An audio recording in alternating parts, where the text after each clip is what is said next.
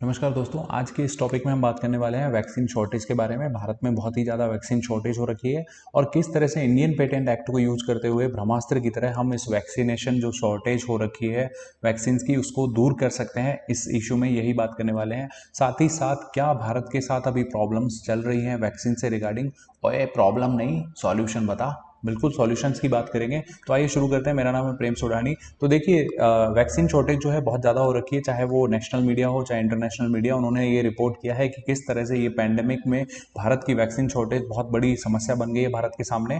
अगर हम बात करें भारत सरकार के सामने क्या ऑप्शन है अभी इस वैक्सीन के प्रोडक्शन को बढ़ाने के या वैक्सीन हमारे देश में बढ़ाने के, देखिए सबसे पहला ऑप्शन है कि भारत अभी डब्ल्यूटीओ में मांग रहा है पेटेंट पर वेवर। पेटेंट पर वेवर मतलब पेटेंट क्या होता है? देखिए, कोई भी कंपनी होती है, कोई भी प्रोडक्ट बनाती है तो वो प्रोडक्ट 20 साल तक वो एक्सक्लूसिवली यूज करती है, यानी कोई और दूसरी कंपनी उसके इस प्रोडक्ट को कॉपी नहीं कर सकता। तो इसको बोलते हैं हम पेटेंट। तो डब्ल्यूटीओ इस पेटेंट को देता है।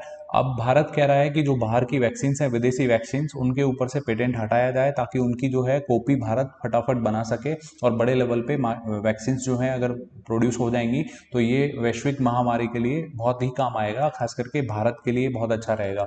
दूसरा, हम बहुत सारी इंपोर्ट कर सकते हैं वैक्सीन। और तीसरा हमारे पास जो ऑप्शन है वो है हम हमारा प्रोडक्शन बढ़ाएं। कैसे बढ़ाना है प्रोडक्शन, उसके लिए हमारे पास मौजूद है कंपलसरी लाइसेंसिंग। तो क्या है ये, हम इन डिटेल में बात करेंगे। सबसे पहले जान लेते हैं पेटेंट क्या होता है। तो देखिए, पेटेंट जो है आपको मिलती है मोनोपोली। अगर आपने कुछ नया इन्वेंशन किया है 20 साल तक के लिए आप उस इन्वेंशन को यूज करते हो, कोई और उसको यूज नहीं कर सकता है। इसके साथ ही अगर कोई उसको यूज करता है तो आप उसको जो है कोर्ट में उसके अगेंस्ट मामला डाल डाल सकते हैं, कोर्ट में उसको स्यू कर सकते हैं। ये जो पेटेंट है वो दो तरह का मिलता है, एक होता है प्रोसेस पेटेंट, एक होता है प्रोडक्ट पेटेंट। प्रोसेस पेटेंट में क्या होता है, किस मेथड से आपने कोई दवाई बनाई है, जैसे मैंने एक्स दवाई बनाई, या फिर इसको और सरल भाषा में बताऊं, जैसे मान लो मैंने पहली बार दही बनाई, ठीक है, तो मैंने किस मेथड से दही बनाई, तो वो मेथड अगर मैं पेटेंट करा लेता हूं तो उसको बोलते हैं प्रोसेस पेटेंट, यानी ये तरीके से अब जो है कोई और दही नहीं बना सकता। लेकिन प्रोडक्ट पेटेंट में क्या होता है कि मैंने बनाई तो मैं दही को ही पेटेंट करा लिया, कोई और आदमी चाहे कोई भी मेथड यूज करे वो दही नहीं बना सकता। तो ये होता है प्रोडक्ट पेटेंट, ठीक है। तो इस तरह से मेडिसिन अगर मैं कुछ बना देता हूं तो एक तो होगा उसका मेडिसिन बनाने का तरीका, उसका पेटेंट, एक होगा मेडिसिन जो है बनी है उसी का ही पेटेंट। तो इसमें बात करते हैं भारत की क्या पॉलिसी है। तो देखिए, भारत सरकार जो है 1970 से लेके 1990 तक हमारे पास जो है प्रोसेस पेटेंट था। यानी कि अगर मान लीजिए कोई कंपनी है, उसने किसी प्रोसेस से मान लेते हैं एग्जांपल के लिए कॉम्बीफ्लैम दवा बनाई, ठीक है, जो बुखार में काम आती है। तो ये कॉम्बीफ्लैम जो दवाई है ना, ये कोई दूसरी कंपनी बना सकती है लेकिन इस प्रोसेस को यूज नहीं करेगी, ठीक है, कोई मेथड दूसरा यूज करेगी। तो हमने क्या किया, धमाधम इसकी फोटोकॉपी चालू कर दी, कॉम्बी फ्लैम के नाम से कॉम्बी फ्लैम, कॉम्पा फ्लैम, ऐसी बहुत सारी दवाइयां बनाना स्टार्ट करी। हम कहते थे कि भाई देखो, हम अलग प्रोसेस से बना रहे हैं, हर कंपनी अलग अलग प्रोसेस से, लेकिन दवाई वही बना रही थी। तो इससे क्या हुआ, हमने जो है जेनेरिक मेडिसिन बनाना स्टार्ट करी, जिसका फॉर्मूला वही था लेकिन बनाने का तरीका अलग था। तो भारत जो है बहुत बड़े लेवल पे जेनेरिक दवाइयों का सप्लायर बन गया, और खास करके सिप्ला कंपनी जो है उसने भारत से अफ्रीका में बहुत ज़्यादा एंटी HIV ड्रग्स बेचना चालू करी, और भारत बड़े लेवल पे जेनेरिक दवाइयों का मैन्युफैक्चरर बन के उभरा। लेकिन देखिए, डब्ल्यूटीओ में फिर ये 2005 में ट्रिप्स समझौता होता है, इंडियन पेटेंट एक्ट को फिर अमेंड किया जाता है, और इसमें फार्मा सेक्टर और केमिकल और बायोटेक सेक्टर में अब हमें बोला गया कि देखिए भाई, आपको है ना प्रोडक्ट को पेटेंट देना होगा। यानी हमने जो दवाई जो बनाई है, जो एंड प्रोडक्ट है, यानी कॉम्बी फ्लैम जो है, उसी को पेटेंट देना होगा। कोई और कंपनी कॉम्बी फ्लैम के फॉर्मूले पे दवाई नहीं बनाएगी, ठीक है। तो इस तरह का पेटेंट अब हमारे भारत में भी है। हम अब प्रोडक्ट को पेटेंट देते हैं, पहले हम प्रोसेस को पेटेंट देते थे, ठीक है। अब हम बात करते हैं पेटेंट वेवर से इंडिया को क्या मिलेगा।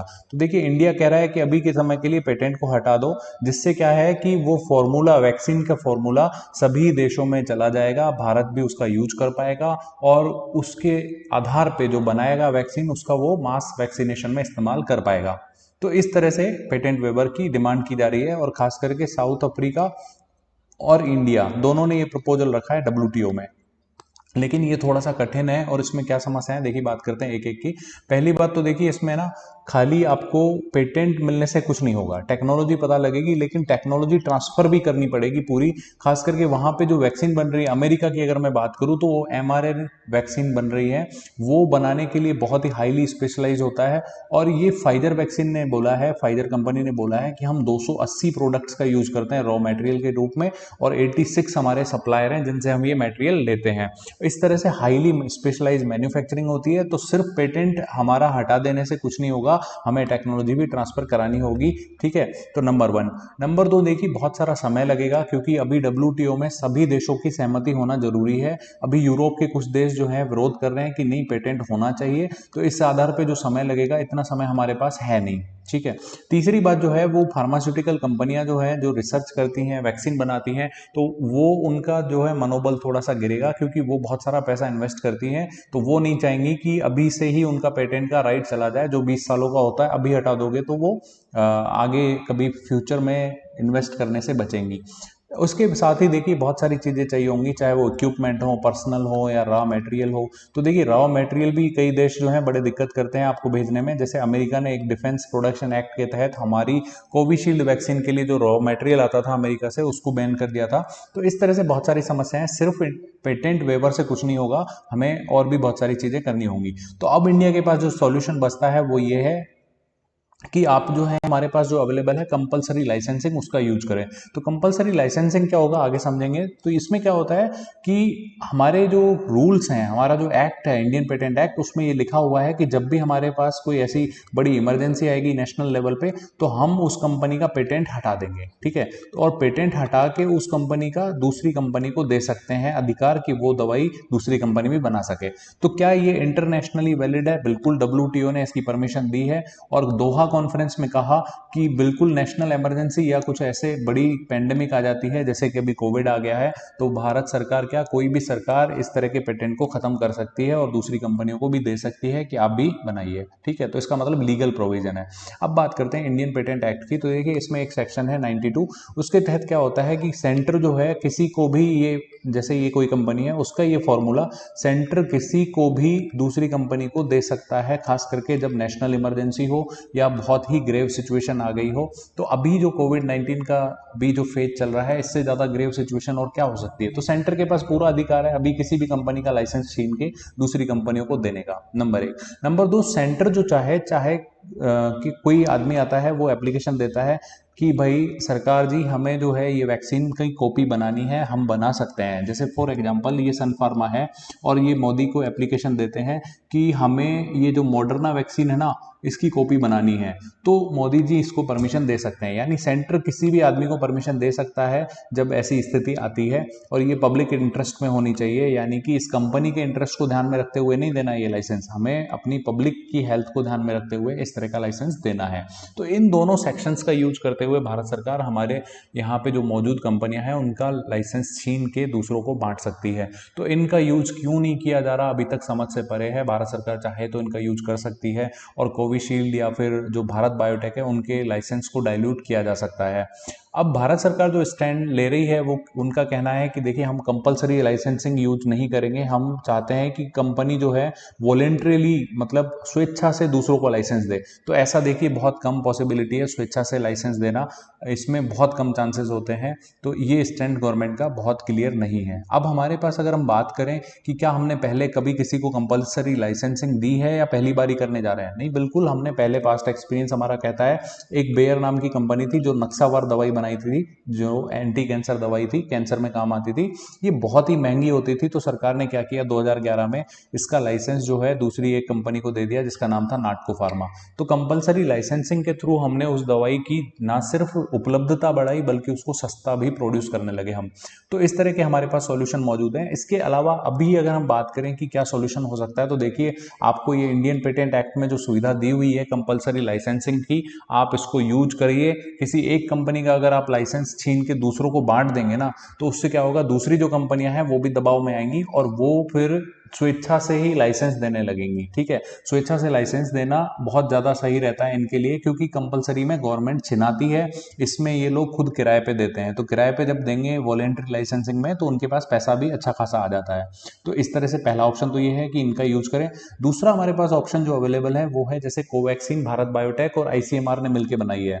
तो आईसीएमआर सरकार की ही संस्था है, यानी पेटेंट के जो राइट है सरकार के पास ही है। तो भारत सरकार को आगे से बढ़ के पहल करनी चाहिए कि ये जो राइट है, इसके जो पेटेंट हैं वो हटाए जाएं। यानी भारत बायोटेक जो है उसके पेटेंट को अगर आपने हटा दिया तो दूसरी कंपनियां, चाहे वो भारत की हो चाहे वो विदेशी हो, उस दवा को बना सकती हैं, भारत बायोटेक की कोवैक्सीन को बना सकती है। अब अगर आप विदेशियों के साथ ये टेक्निक साझा कर रहे हैं तो उनके साथ ऐसा समझौता कीजिए जैसे 40% विदेशी लोग अगर बना रहे हैं तो उनकी 60% भारत की, यानी अगर वो 100 वैक्सीन बना रहे हैं तो 40 खुद रखो, 60 जो है वो भारत रखेगा। इस तरह की पॉलिसी के तहत हम अपने लाइसेंस को, हम अपने पेटेंट को हटा सकते हैं और दुनिया भर में ये एग्जाम्पल दे सकते हैं, देखिए हमने हमारा पेटेंट हटा दिया है, अब वक्त आ चुका है बाकी सारी कंपनियां भी अपना पेटेंट हटा दें ताकि इसका जो है प्रोडक्शन बड़े लेवल पे हो सके। अब भारत सरकार जो है ये हमारे यहाँ पे क्यों नहीं दे रही है, हमारे यहाँ पे बाकी कंपनियों को लाइसेंस देने से पहले भारत सरकार कह रही है कि इन कंपनियों के पास बायोसेफ्टी लेवल 3 नहीं है। बायोसेफ्टी लेवल 3 क्या होता है, देखिए हमारी जो ये भारत बायोटेक की कोवैक्सीन बन रही है इसमें हम कोरोना वायरस का ही यूज करते हैं। वो लाइव होता है लेकिन वीक होता है, ठीक है, जिंदा होता है लेकिन कमजोर होता है। अब ये कमजोर वायरस अगर हमने ध्यान नहीं दिया तो बच निकल सकता है हमारी लेबोरेटरी से। तो इसके लिए हमारे पास सुविधा होनी चाहिए बायोसेफ्टी लेवल 3, यानी इतनी ज़्यादा हमारे पास सेफ्टी होनी चाहिए। तो भारत सरकार कह रही है कि बहुत सारी कंपनियों के पास ये नहीं है, लेकिन सवाल यहाँ पे ये आता है कि बाकी जो भारत के बाहर की कंपनियां हैं उनको भी तो दिया जा सकता है ना, जिनके पास बायोसेफ्टी लेवल 3 हो, तो उनके साथ मिलकर हम ऐसा प्रोडक्शन स्टार्ट कर सकते हैं। तो आई होप आपको ये समझ में आया होगा कैसे हम वैक्सीन का उत्पादन बढ़ा सकते हैं। अगर इस वीडियो से आपकी थोड़ी सी भी नॉलेज बढ़ी है तो कृपया इसे शेयर कीजिए और सब्सक्राइब करिए। थैंक यू, मिलते हैं नए टॉपिक में। धन्यवाद, जय हिंद, बाय बाय।